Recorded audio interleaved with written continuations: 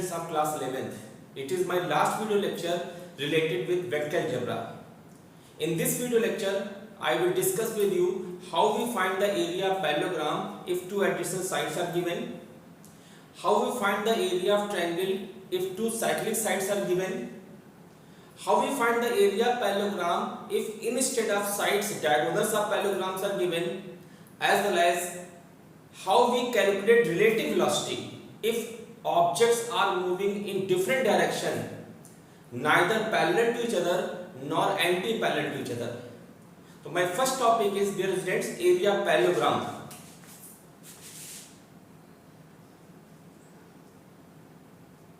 Dear students, if we have two vectors, vector B and vector A, which are representing two sides of parallelogram, and theta is the angle between vector A and vector B, then here if we draw vector of this length in the same direction,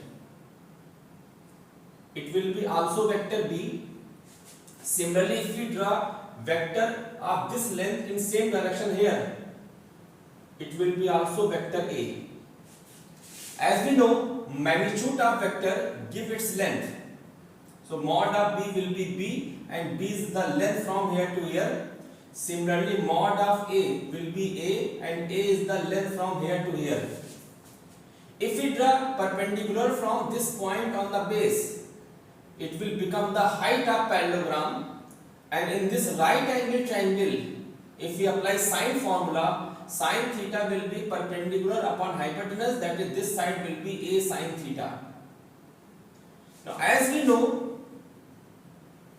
area of parallelogram is the product of base and height. Base is B, height is A sine theta.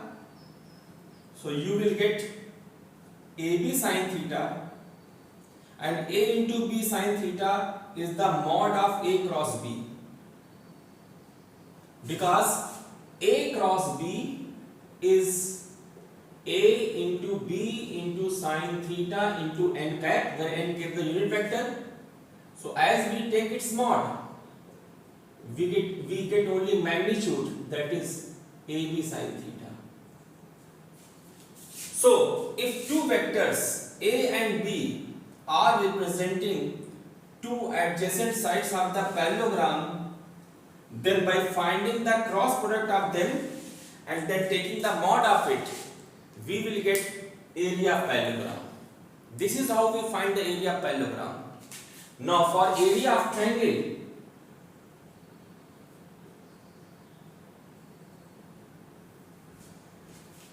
if we draw a line like this, this is said to be the diagonal, and this diagonal is breaking our whole parallelogram into two equal parts. And this vector B and this vector A are the cyclic sides of this triangle. Now, this triangle and this triangle both are having same area, and if we know the total area of the parallelogram, then area of this portion or area of this portion will be half of the area of parallelogram. So area of this portion means area of triangle will be equal to half of mod of A cross B, because mod of A cross B is the area of whole parallelogram. When we divide into two parts, we get the area of this figure as well as area of this figure. So area of one figure will be half of mod of A cross B. Now here vector A and vector B are what? Vector A and vector B are two adjacent sides of that, two cyclic sides of the triangle. So this is the formula to find area of parallelogram. This is the formula to find area of triangle. Now how we find the area of parallelogram if instead of sides diagonals are given? Area of parallelogram when instead of sides diagonal are given.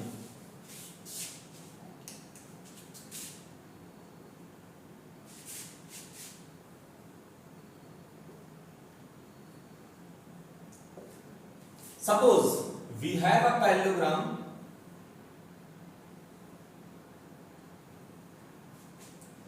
sides where A and B are not given, one diagonal is P, another diagonal is Q. हमको diagonal P और diagonal Q दिया गया है, हमको sides नहीं दी गई है। हमने एज्यूम कर लिया कि ये साइड A है और ये साइड B है, जो हमको नहीं दी गई है। इस क्वेश्चन में हमको P और Q दिए गए हैं, these P and Q are diagonals। तो अगर हम इस ट्रायंगल की बात करते हैं और इस ट्रायंगल में हम ट्रायंगल अप्लाई करें तो हमको मिलेगा vector B plus vector A is equal to vector P, equation number 1। और अगर हम इस ट्रायंगल की बात करते हैं और इस ट्रायंगल में ट्रायंगल अप्लाई करें तो हमको मिलेगा vector A plus vector Q is equal to vector B। ये हमने ट्रायंगल अप्लाई किया है MNRS। ये हमने ट्रायंगल अप्लाई किया है ट्रायंगल MRS में और ये है ट्रायंगल MNS में। In triangle MRS vector B plus vector A is equal to vector P, in triangle MNS vector A plus vector Q is equal to vector B, implies that vector Q is equal to vector B minus vector A। तो हमको vector P की value पता है, हमको vector Q की value मालूम है, means हमको B प्लस A मालूम है, हमको B माइनस A मालूम है। अगर हम ये दोनों को ऐड कर दें, ऑन एडिंग इक्वेशन 1 एंड 2, जब इक्वेशन 1 इक्वेशन 2 को ऐड करेंगे, B plus A is equal to P, B minus A is equal to Q, add करेंगे तो A कैंसिल हो जाएगा, आपको मिलेगा twice of vector B is equal to vector P plus vector Q। It means vector B की value मिल गई vector P plus vector Q by 2। Similarly जब हम इसमें सब्ट्रैक्ट करेंगे 1 को 2 में से तो हमको मिलेगा ऑन सब्ट्रैक्टिंग इक्वेशन 2 फ्रॉम 1 हमको वेक्टर A की वैल्यू मिलेगी vector P minus vector Q by 2। तो हमको जिस पैरेललोग्राम के दो डायगोनल्स दिए गए थे हमको साइड्स मिल गई। Now area of parallelogram is equal to mod of first side cross second side. First side की वैल्यू है vector P minus vector Q by 2 cross vector P plus vector Q by 2। यहां से 2 बाहर निकाल लेंगे तो मिलेगा 1/4 vector P minus vector Q cross vector P plus vector Q। This is the formula to find area parallelogram when instead of sides diagonals are given and here vector P and vector Q are the diagonals। First will be the difference of diagonal, second will be sum of diagonals. ये matter नहीं करता कि आप पहले इसको लिख देंगे, पहले इसको मॉड निकालते समय अगर नेगेटिव आएगा भी तो पॉजिटिव बन जाएगा। सो ये फॉर्मूला आपको ज्यादा यूज करना है कॉम्पिटिटिव एग्जाम्स में और आपके टेक्स्ट बुक में कि अगर आपको पैरेललोग्राम के डायगोनल्स दिए गए हैं तो एरिया कैसे निकालते हैं। और ये फॉर्मूला है जब हमको पैरेललोग्राम की साइड्स दी गई है। Now next topic is relative velocity in plane. बहुत इंपॉर्टेंट, बहुत इंटरेस्टिंग ये टॉपिक है इस चैप्टर का। हमारे डेली लाइफ में बहुत सी ऐसी एक्टिविटीज हैं जो आप इस पर्टिकुलर टॉपिक को पढ़ने के बाद फ्रीक्वेंटली एक्सप्लेन कर सकते हैं। Relative velocity in plane.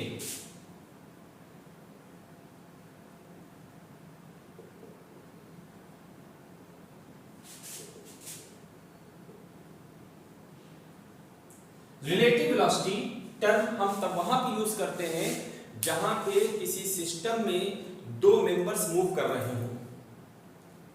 और आपको मैंने मोशन स्ट्रेट लाइन में बताया था कि if to both the members are moving in same direction having velocity va and vb, the relative velocity will be va plus vb, sorry, va minus vb. And if both are moving in opposite direction having velocity vn and vb, the relative velocity will be va plus vb. कोई must नहीं है, वहां पे हमने कहा था कि हमेशा हमारे मूविंग ऑब्जेक्ट्स या तो पैरेलल मूव करें या एंटी पैरेलल मूव करें। ये ऑब्जेक्ट किसी भी डायरेक्शन में मूव कर सकते हैं। तो अगर हम हमारे ऑब्जेक्ट्स डिफरेंट डायरेक्शन में मूव कर रहे हैं तो रिलेटिव वेलोसिटी कैसे निकालते हैं? हम जनरल एक्सप्रेशन की बात करेंगे पहले, और उसके बाद स्पेशल केस में जाएंगे कि when motion is parallel to each other and when motion is anti parallel to each other. और जनरल एक्सप्रेशन को पढ़ने के बाद जब स्पेशल हम कंडीशंस अप्लाई करेंगे तो आप देखेंगे कि पैरेलल मोशन में velocity relative va minus vb आएगी और एंटी पैरेलल में va प्लस vb आएगी।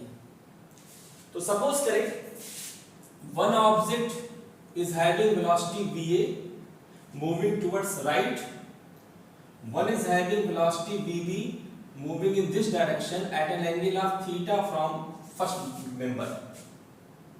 और हमसे कहा गया कि find the value of VAB, velocity of A with respect to B क्या है, and also find where it is. ये velocity of A with respect to B का डायरेक्शन क्या है, मैग्नीट्यूड और डायरेक्शन दोनों पूछ रहा है। कुछ स्टेप्स हैं जो स्टेप हम फॉलो करते हैं जब हमको एक मेंबर की वेलोसिटी दूसरे मेंबर रिस्पेक्ट में निकालनी होती है। वो स्टेप्स क्या है? अगर हम A की वेलोसिटी B के रिस्पेक्ट में निकालना चाहते हैं तो सबसे पहले हम वेलोसिटी VB को जीरो करेंगे। अगर इधर की ओर 5 न्यूटन का वेक्टर ऐड कर रहा है और 5 न्यूटन का वेक्टर इधर ऐड करा दें अपोजिट डायरेक्शन में, तो रिजल्टेंट जीरो हो जाएगा। इसी तरह से अगर इधर की ओर VB वेक्टर ऐड कर रहा है तो ये वेक्टर जो होगा माइनस VB होगा, और इसने इस रिजल्ट VB को जीरो कर दिया। तो ध्यान दीजिएगा, अगर A की वेलोसिटी B के रिस्पेक्ट में निकालनी है तो पहले हमको B की वेलोसिटी को जीरो करना पड़ेगा। जो वेक्टर हमने इंट्रोड्यूस किया है B की वेलोसिटी को जीरो करने के लिए, उस वेक्टर और पहले वेक्टर का रिजल्टेंट हम निकालेंगे। इस पॉइंट पर इसके पैरेलल इसी डायरेक्शन में लाइन ड्रा करेंगे और इस पॉइंट पर इसके पैरेलल इसी लाइन में ड्रा करेंगे। तो ये वेक्टर और ये वेक्टर, इंट्रोड्यूस वेक्टर और फर्स्ट वेक्टर, अगर किसी पैरेललोग्राम की दो एडजेसेंट साइड से रिप्रेजेंट करें तो पैरेललोग्राम लॉ वेक्टर से diagonal of parallelogram will be the resultant, और यही वेलोसिटी कहलाएगी velocity of A with respect to B। तो ये कितनी होगी पहले हमें ये पता करना है, फिर ये किधर होगी हम ये जानना चाहते हैं। तो हमने आपसे कहा था कि वेलोसिटी वेक्टर A और वेलोसिटी वेक्टर B के बीच में एंगल अगर थीटा है और हमको रिजल्टेंट निकालना है वेलोसिटी वेक्टर माइनस VB और वेलोसिटी वेक्टर VA के बीच में, तो मैथमेटिकली ये एंगल थीटा है तो ये एंगल होगा 180 माइनस थीटा। हम इस वेक्टर और इस वेक्टर का रिजल्टेंट निकालना चाहते हैं। हमने एनालिटिकल मेथड पढ़ा है जो ये कहता है resultant vector is under root magnitude of first vector square, तो जब इसका मॉड का स्क्वायर करेंगे तो VA स्क्वायर मिलेगा, प्लस मैग्नीट्यूड ऑफ सेकंड, जब इसका मॉड निकालेंगे तो VB मिलेगा, इसे स्क्वायर करेंगे तो VB स्क्वायर मिलेगा, plus twice of magnitude of first vector into magnitude of second vector into cos of angle between them means cos of 180 minus theta। इसी को हम कहते हैं velocity of A with respect to B, और ये होगा VA square plus VB square plus 2VA into VB into cos 180 minus theta।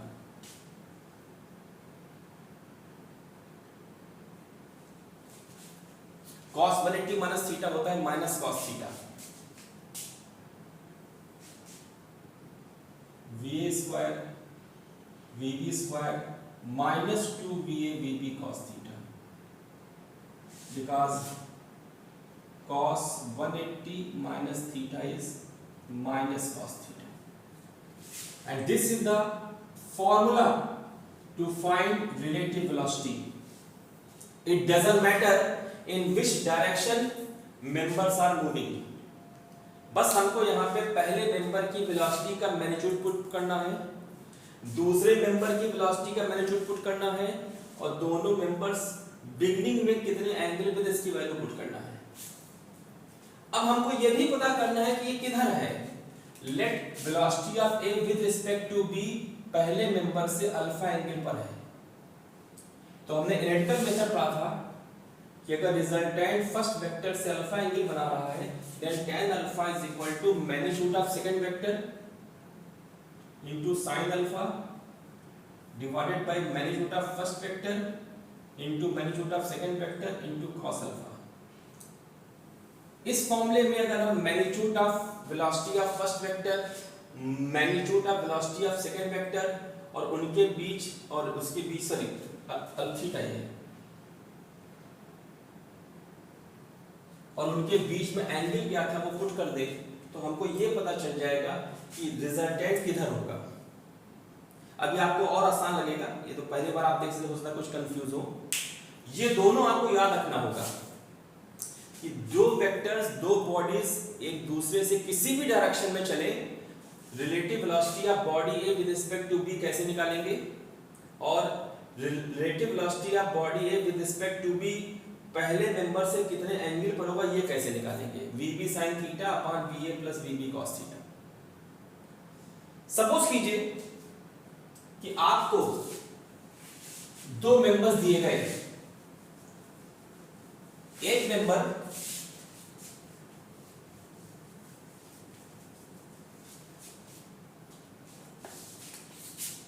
Twenty metre पर second की वेलोसिटी से ईस्ट जा रहा है, ईस्ट, वेस्ट, नॉर्थ, साउथ। दूसरा मेंबर नॉर्थ से 30 डिग्री वेस्ट की तरफ जा रहा है, इसकी वेलोसिटी लेट 10 मीटर पर सेकेंड है।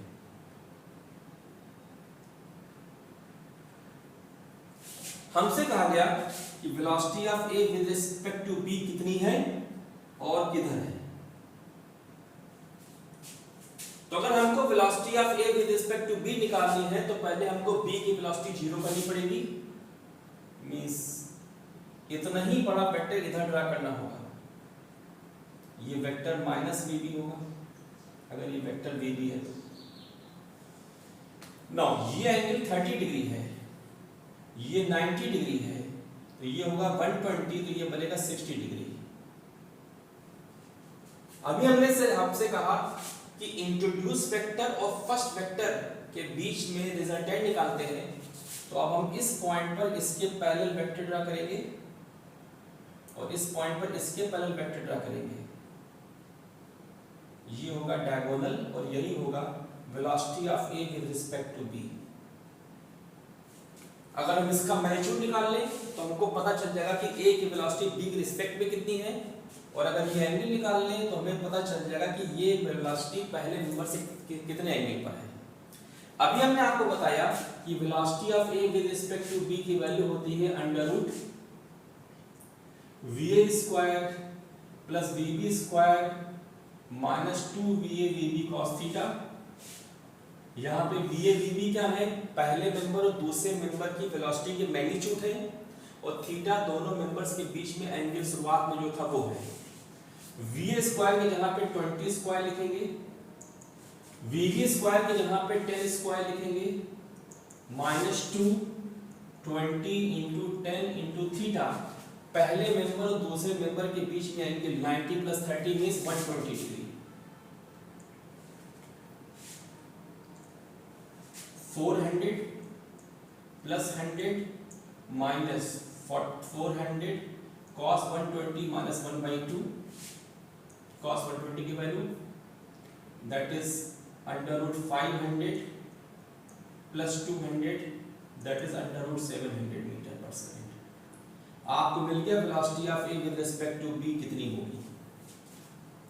अब आपसे पूछा गया डायरेक्शन क्या है, तो आप लिखेंगे कि अगर रिजल्टेंट वेलोसिटी या relative velocity A with respect to B पहले वेक्टर से अल्फा एंगल बनाती है then tan alpha is equal to b sin theta. B means second vector, sin theta means sin 120 degree divided by va plus vb cos theta. sin 120 cos 120 की value put करके solve कर लीजिए, tan alpha निकाल लीजिए। इससे आपको पता चल जाएगा कि अल्फा कितना है। अगर tan अल्फा की वैल्यू एग्जैक्ट एंगल है तो मान लो x आता है, तो आप इस तरह में लिख सकते हैं, so alpha is equal to tan inverse x। This is the direction of the relative velocity and this is the magnitude of relative velocity. हम एक क्वेश्चन आपके सामने कर रहे हैं जिससे कि रिलेटिव वेलोसिटी कैसे निकालते हैं ये आपका क्लियर हो जाए। बिल्कुल हमसे कहा गया कि दो मेंबर्स VA और VB, एक ईस्ट जा रहा है एक नॉर्थ जा रहा है।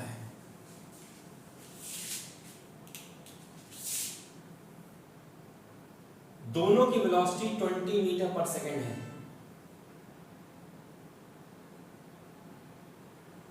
बताइए velocity of A with respect to B कितनी होगी?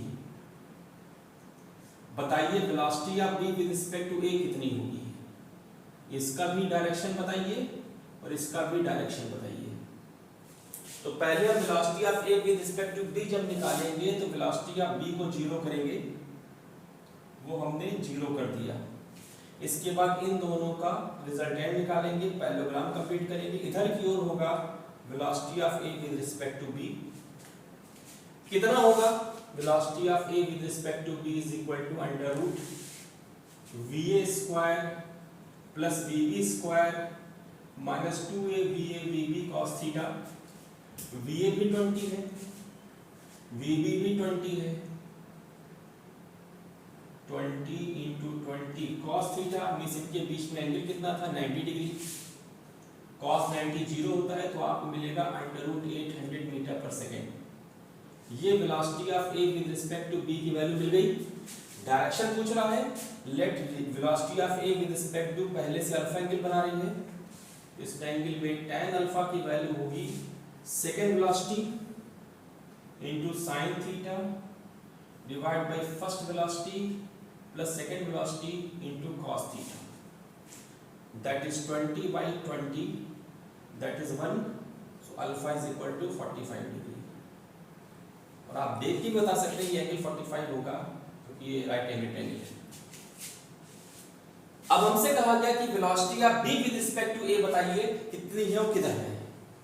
तो आप इसी में हम कर रहे हैं, जब हमको velocity of B with respect to A पूछा जाएगा तो हम A की वेलोसिटी जीरो करेंगे। A की वेलोसिटी इधर थी, जीरो करने के लिए इधर करना पड़ेगा। ये वेलोसिटी ऑफ A होगा, जीरो कर दिया। अब हम इन दोनों का रिजल्टेंट निकालेंगे तो रिजल्ट इधर कहीं आएगा और सारी सिचुएशन एक है तो रिजल्टेंट भी इतना ही आएगा मैग्नीट्यूड में। डायरेक्शन ये भी 45 डिग्री आएगा जब आप इस फॉर्मूले को यूज करेंगे।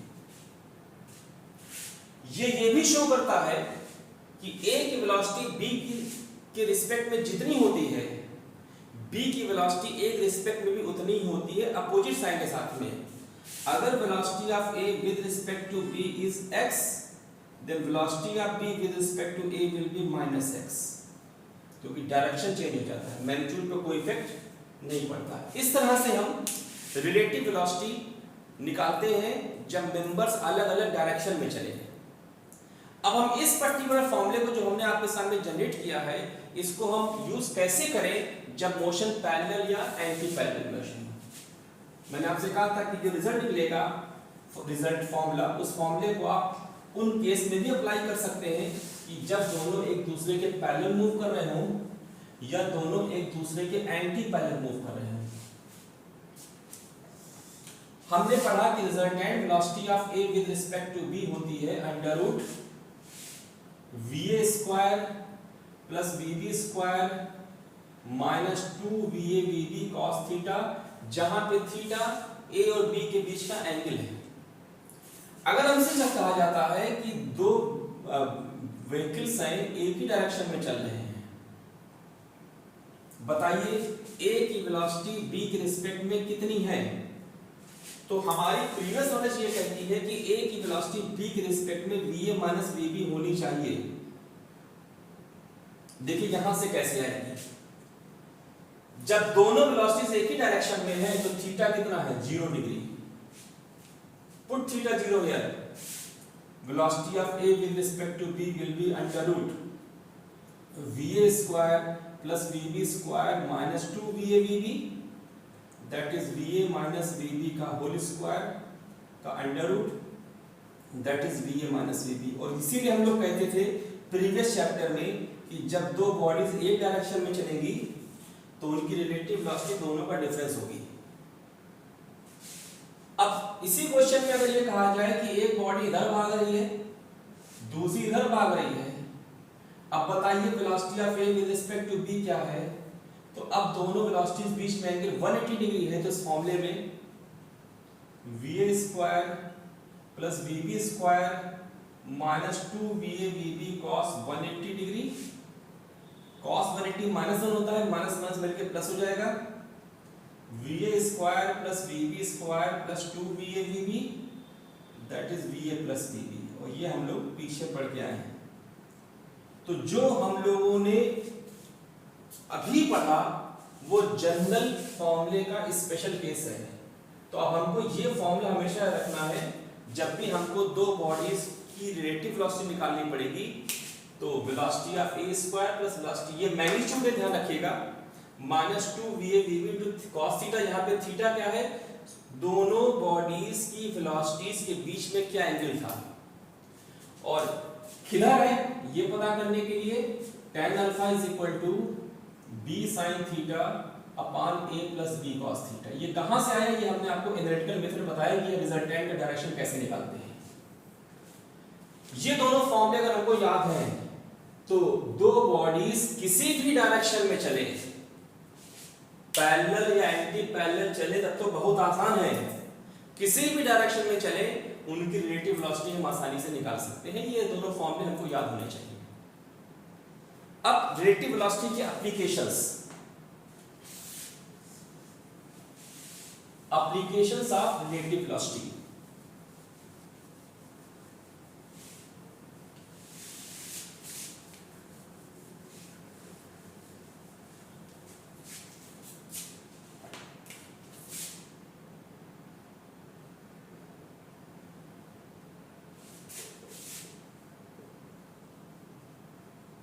Dear students,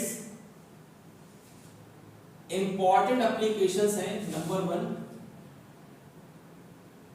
rain water and person problem, number 2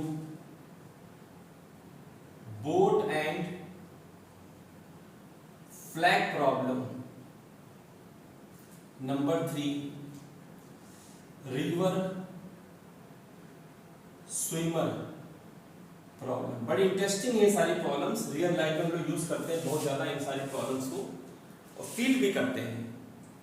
तो सबसे पहले हम रेन वाटर पर्सन प्रॉब्लम की बात करते हैं। Keeping in mind velocity of A with respect to B होता है under root va square plus vb square minus 2va vb cos theta, जहां पे थीटा a और b के बीच का एंगल है। अगर आपसे कहा जाए कि दो मेंबर्स A और B हैं, उसमें केवल मेंबर A ही मूव कर रहा है, B रुका हुआ है, तो यहाँ पे BB की वैल्यू आप 0 पुट करोगे, और जब BB की वैल्यू 0 पुट करोगे तो ये दो टर्म 0 हो जाएंगे। Velocity of A with respect to B केवल VA के बराबर आएगा। ये मैथमेटिकल डिस्कशन ये कहता है कि अगर हमारे पास दो मेंबर्स हों जिसमें केवल एक ही मोशन में हो, तो सिस्टम की रिलेटिव वेलोसिटी उस मेंबर की वेलोसिटी के बराबर होती है जो मेंबर मोशन में है। ये कॉन्सेप्ट हम यूज करने जा रहे हैं ऊपर के दोनों में, इसको ध्यान में रखिएगा। If we have two members and if one member is at rest, then velocity of one member with respect to other will be equal to velocity of that member only which is in motion. Suppose rain water person problem पहले हम बात करते हैं। Critically और analytically दोनों इसको सोचिएगा। Suppose किसी प्लेस पर कोई पर्सन खड़ा हुआ है, रुका हुआ है, रेन वाटर वर्टिकली फॉल कर रही है, ये वेलोसिटी ऑफ रेन वाटर का डायरेक्शन है। पर्सन रुका हुआ है, तो वो अगर अपने आप को रेन वाटर से सेव करना चाहता है तो वो अपने अम्ब्रेला को इस तरह से होल्ड करेगा against the direction of the velocity of rain water. इस तरह से अम्ब्रेला होल्ड किया रहेगा, वो रेन वाटर से सेफ है। अब अगर इस सिचुएशन को हम रिलेटिव वेलोसिटी कांस्टेंट देखें, relative velocity of rain water with respect to person velocity of rain water के बराबर है, क्योंकि पर्सन किस पर है, रेस्ट पर है। तो ये सिचुएशन ये कहती है कि हम अपने आप को रेन वाटर से सेव करने के लिए हमेशा अम्ब्रेला को उस डायरेक्शन में रखते हैं जिस डायरेक्शन में क्या होता है, velocity of rain water with respect to person. जब हम रुके हुए हैं तो velocity of rain water with respect to person का वही डायरेक्शन है जो किसका डायरेक्शन है, वेलोसिटी ऑफ रेन वाटर का, इसलिए हमने उधर अम्ब्रेला को होल्ड किया हुआ है। तो keep in mind, if we want to save ourselves from the rain water, we have to hold the umbrella in the direction of velocity of rain water with respect to person, because when we are at rest the direction of velocity of rain water with respect to person is same as that of velocity of rain water, so we are holding umbrella like this। लेकिन जब हम चलने लगे, कहीं भी हम जा सकते हैं, चलिए हम भागने लगे, दौड़ने लगे, अब सिस्टम में रेन वाटर भी मोशन में आ गया, आप भी मोशन में हैं, तो velocity of rain water with respect to person की वैल्यू यहां से निकालेंगे तो मैग्नीट्यूड भी अलग मिलेगा और डायरेक्शन भी अलग मिलेगा। डायरेक्शन के हमने को फॉलो कराया था आपको, हमने tan alpha is equal to b sin theta upon a plus b cos theta. अब आप इसको रिलेटिव वेलोसिटी कांस्टेंट सोचिए, हमको velocity of rain water with respect to person निकालना है जब दो मेंबर्स हमको दिए जाएं, तो velocity of rain water with respect to person निकालने के लिए हमको पर्सन की वेलोसिटी को जीरो करना पड़ेगा, वो हमने कर दी, पर्सन की वेलोसिटी जीरो कर दी। उसके बाद हम इन दोनों का रिजल्टेंट निकालेंगे, इंट्रोड्यूस वेक्टर और फर्स्ट वेक्टर का, इधर रिजल्टेंट आ गया, ये होगा velocity of rain water with respect to person का डायरेक्शन जब रेन वाटर और पर्सन दोनों मोशन में होंगे। इसका मतलब कि इस डायरेक्शन में आ गई velocity of rain water with respect to person जो पहले सीधे थी, जब इस डायरेक्शन में आ गई तो हमको अपने अम्ब्रेला को भी इसी डायरेक्शन में टिल्ट करना पड़ेगा वर्टिकल से। लेट वर्टिकल से हम थीटा एंगल अम्ब्रेला को टिल्ट करते हैं to save ourselves from the rain water. तो अगर ये एंगल थीटा है, ये एंगल भी थीटा होगा, वर्टिकली अपोजिट एंगल, और इस फिगर में tan थीटा की वैल्यू आपको मिलेगी perpendicular upon base. Perpendicular means इसका मैग्नीट्यूड, वेलोसिटी ऑफ पर्सन का मैग्नीट्यूड, बेस का मतलब वेलोसिटी ऑफ रेन वाटर का मैग्नीट्यूड। तो जब भी रेन वाटर और पर्सन दोनों मोशन में होंगे तो हमको अपने अम्ब्रेला को वर्टिकल से कितने एंगल पे टिल्ट करना होगा उसको निकालने का ये फॉर्मूला है। और सिचुएशन ये कह रही है कि हम जिधर दौड़े उधर ही तरफ हमने अपने अम्ब्रेला को टिल्ट भी किया है। डेली आजकल आप लोग रेन फेस कर रहे हैं, आप ऐसा फील करते होंगे कि हमेशा हमको रेन सामने से आती हिट करने लगती है, क्योंकि relative velocity of rain water with respect to person का जो डायरेक्शन है वो ऑलमोस्ट उसी तरफ चला गया जिस तरफ हम दौड़ रहे हैं। नाउ मैथमेटिक्स को देखिए, अगर हम जिस स्पीड से दौड़ रहे हैं वही रेन वाटर की भी स्पीड हो तो tan थीटा की वैल्यू मिलेगी 1, मींस थीटा मिलेगा 45 डिग्री। तो हमको अपने अम्ब्रेला को वर्टिकल से 45 पे टिल्ट करना पड़ेगा। नाउ जितनी ज्यादा हम अपनी वेलोसिटी को करते जाएंगे, हमने अपनी वेलोसिटी रेन वाटर से ज्यादा कर दी, न्यूमरेटर बढ़ गया डिनोमिनेटर से, इसकी वैल्यू बढ़ गई, थीटा की वैल्यू बढ़ गई। थीटा वैल्यू बढ़ गई मींस हमने अम्ब्रेला को और टिल्ट करना होगा। थीटा बढ़ाने के लिए हमने वेलोसिटी अपनी और बढ़ाई, हम अपने अम्ब्रेला को और टिल्ट करेंगे वर्टिकल से। जब हमारी वेलोसिटी रेन वाटर की वेलोसिटी के कंपैरिजन में बहुत ज्यादा होगी, न्यूमरेटर की वैल्यू डिनोमिनेटर कंपैरिजन में बहुत ज्यादा हो गई, तो tan थीटा टेंड करेगा इंफिनिटी को, क्योंकि न्यूमरेटर बहुत ज्यादा है, डिनोमिनेटर बहुत छोटा है। तो थीटा टेंड करेगा 90 डिग्री पर, मींस अम्ब्रेला यहां से 90 डिग्री पर, मींस ऑलमोस्ट आपको हॉरिजॉन्टल करना पड़ेगा लगभग। इसीलिए रेनी सीजन में जब आप चलते हैं कार में बहुत हाई स्पीड से, तो पानी हमारे स्क्रीन को हिट करता है, फ्रंट स्क्रीन को। ऐसा नहीं कि पानी का डायरेक्शन बदल गया, हम ऐसा फील कर रहे हैं कि रिलेटिव वेलोसिटी डायरेक्शन बदल चुका है। इसीलिए वाइपर सामने लगाए जाते हैं। दो water is falling from top, but because of this concept, direction of velocity of rain water with respect to person is shifting towards 90 degree, so we feel that rain is hitting us from the front side. That is why we use wiper on the screen in the front side. Now जितना हमारी velocity कम होगी उतना ही ये zero की तरफ tend करेगा। अगर हमारी velocity जीरो हो गई तो ये पूरा टर्न जीरो हो जाएगा, थीटा जीरो होगा, मींस हमको सीधा उठाना पड़ेगा अम्ब्रेला को। तो it doesn't matter whether where we are, if rain water is falling vertically, we have to hold the umbrella vertically, because the direction of rain velocity of rain water with respect to person will be equal to the direction of the velocity of rain water. But when we are in the state of motion, there are two members which are moving, so relative velocity direction will change, magnitude will change, both will change. Direction और magnitude दोनों के बदलने की वजह से हमको अपने umbrella के डायरेक्शन को भी चेंज करना पड़ता है। और एक जनरल सी टेंडेंसी हमारी है कि जिधर हम चलते हैं उधर ही से पानी को सामने से आता हुआ फेस करता लगता है, उसका ये साइंटिफिक रीजन है। Next is boat and flag problem. Dear students, boat पर फ्लैग लगा होता है। लेट ये बोट है, किसी रिवर में, पॉन्ड में, सी में रुकी हुई है। अगर wind east to west move कर रही है, फ्लैग भी ईस्ट से वेस्ट मूव करेगा। अगर wind west to east move कर रही है, फ्लैग भी वेस्ट टू ईस्ट मूव करेगा। अगर विंड साउथ से नॉर्थ चल रही है तो फ्लैग भी साउथ से नॉर्थ मूव करेगा।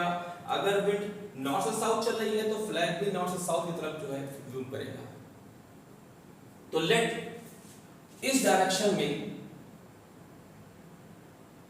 फ्लैग हमारा फ्लटर कर रहा है जब हम रुके हुए हैं।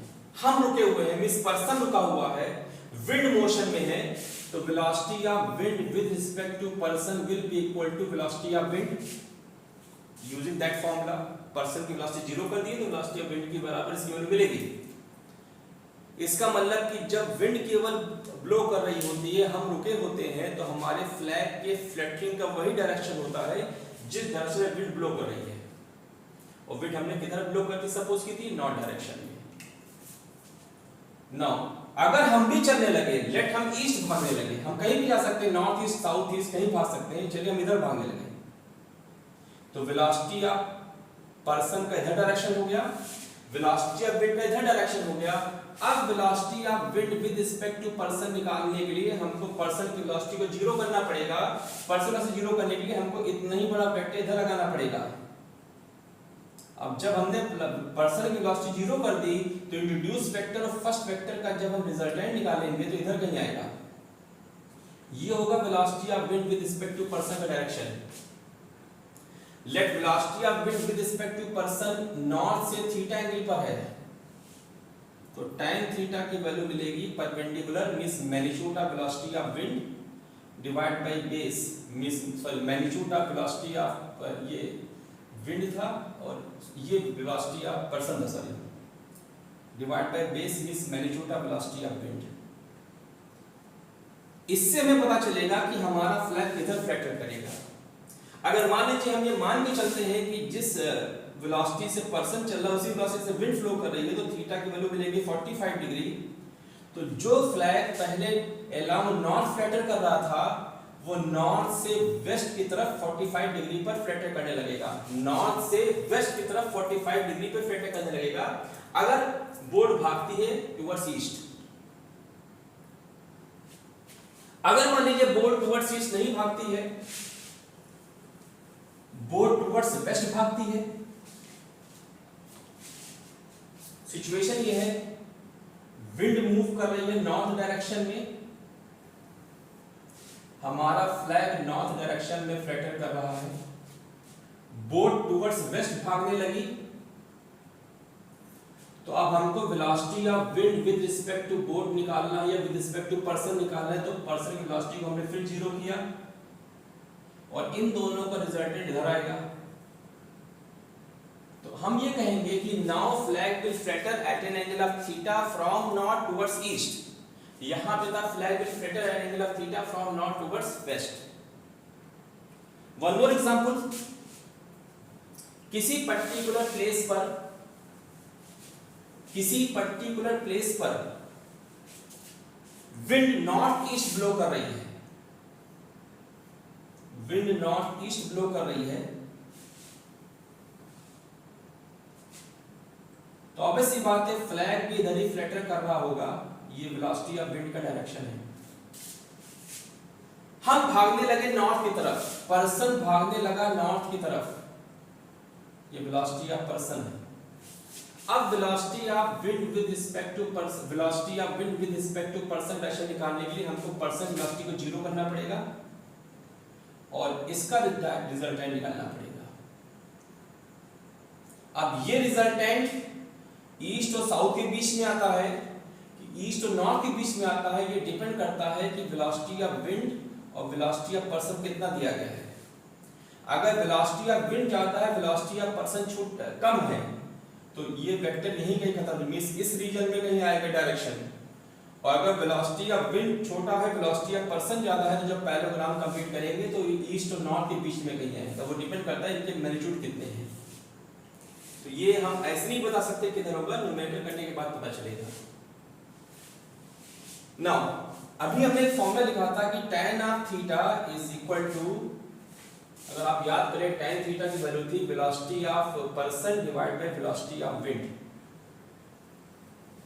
ये फॉर्मूला लिखा था हमने। इस फॉर्मूले में अगर वेलोसिटी ऑफ पर्सन बहुत ज्यादा है वेलोसिटी ऑफ विंड से, विंड भी ब्लो कर रही है, आप भी चल रहे हो और आपकी वेलोसिटी विंड से बहुत ज्यादा है, तो ये रेशियो इनफाइनाइट की तरफ शिफ्ट होगा, तो थीटा की वैल्यू 90 डिग्री के आसपास होगी। बहुत कम है तो थीटा 0 के आसपास होगी। थीटा क्या था? Angle made by the resultant velocity with the velocity of wind. तो ये डिपेंड करता है कि कैसे आप निकालते हैं, कैसे हम कैलकुलेट करते हैं। न्यूमेरिकल वैल्यूज पे बहुत कुछ डिपेंड करता है कि फ्लैग की फ्लैटरिंग किधर होगी।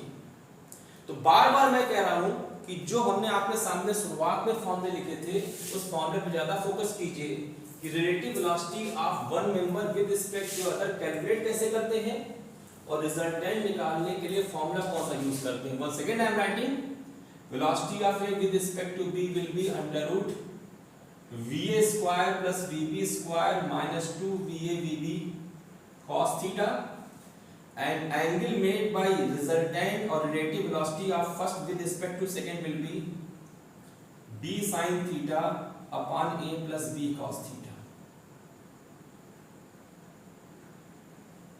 Here va and vb are magnitude of both velocities and theta is angle between them. ये है फाइनल रिजल्ट। अब लास्ट में है पर्सन एंड स्विमर प्रॉब्लम।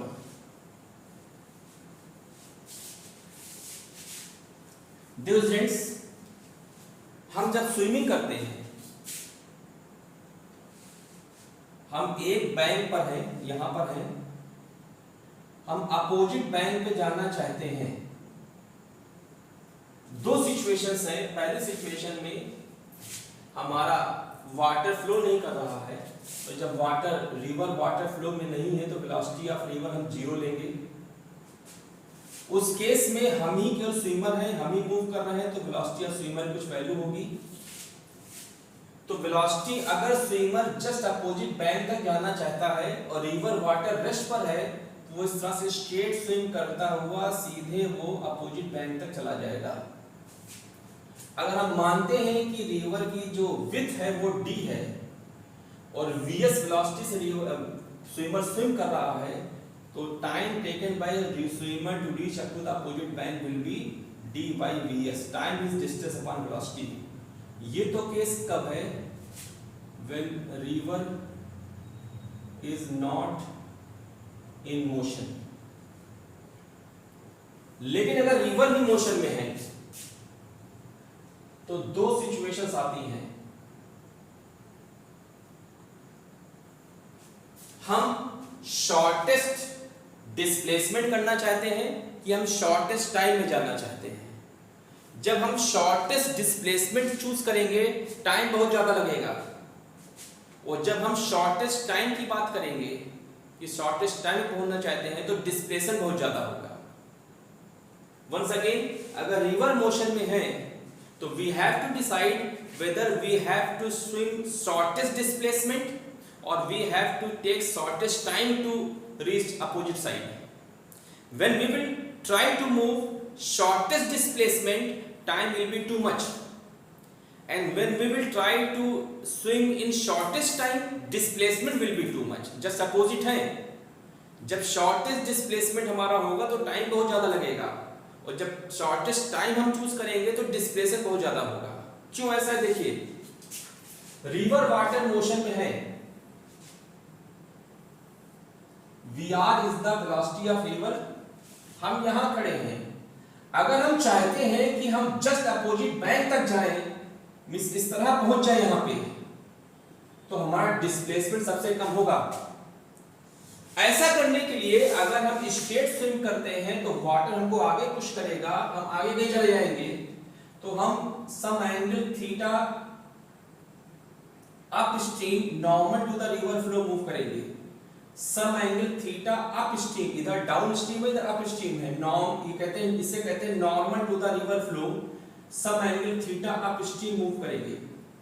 ये हमारी वेलोसिटी है, जिससे वाटर की वेलोसिटी जो इधर ऐड कर रही है उन दोनों का रिजल्टेंट इधर चला जाएगा ट्रायंगल लॉ वेक्टर से।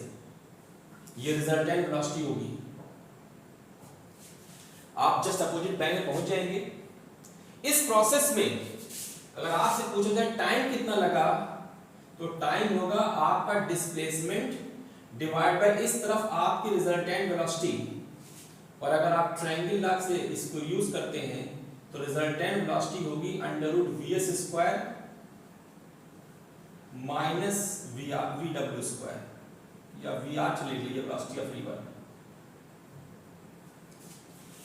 सिंस डिनोमिनेटर बहुत कम है, टाइम बहुत ज्यादा लगेगा, तो जब भी आप just opposite flowing water river में जस्ट अपोजिट बैंक जाना चाहते हैं, we have to swim at an angle of theta up stream normal to the river flow.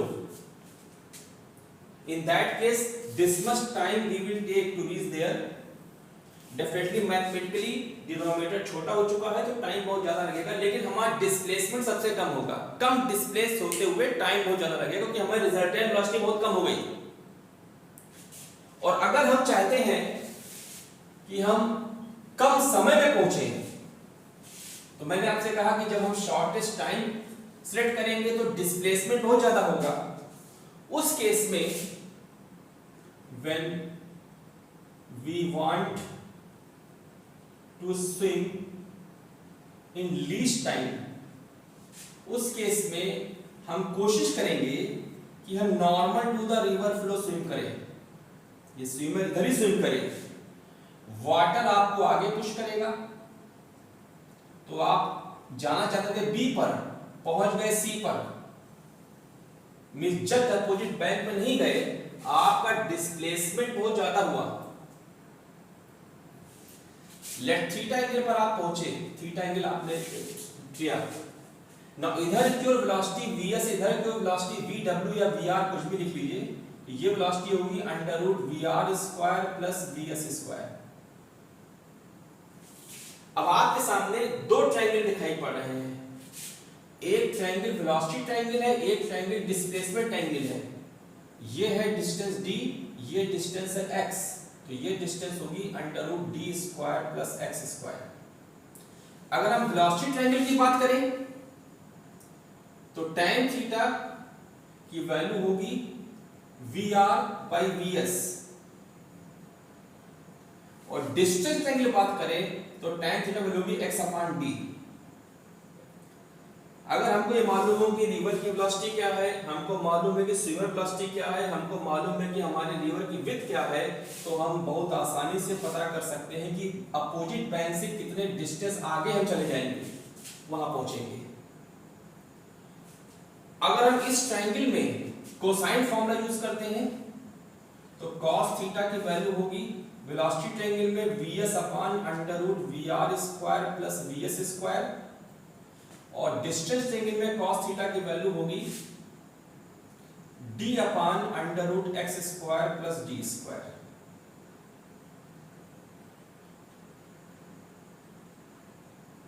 इससे भी आप निकाल सकते हैं कि आप कितने डिस्टेंस आगे जाएंगे।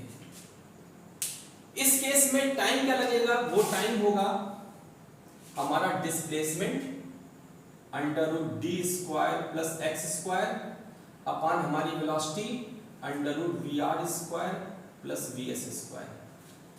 हम x यहां से निकाल चुके हैं, हमारी प्रॉब्लम x ही थी, x पता है कर चुका है, d पता था पहले से, VR VS पता था, पुट कर दीजिए, आपको टाइम पता चल जाएगा। टाइम बहुत ज्यादा होगा, तो स्विमर जब स्विम करता है किसी रिवर में, तो अगर रिवर वाटर रेस्ट पे है तब तो स्ट्रेट स्विम करता है, और रिवर वाटर मोशन में है तो उसकी स्विमिंग किधर होगी, ये डिपेंड करता है कि he want to swim in least time और he want to swim least displacement. When he want to swim least displacement, time will be maximum, and if he want to swim in least time, displacement will be maximum. And this all about your relative velocity.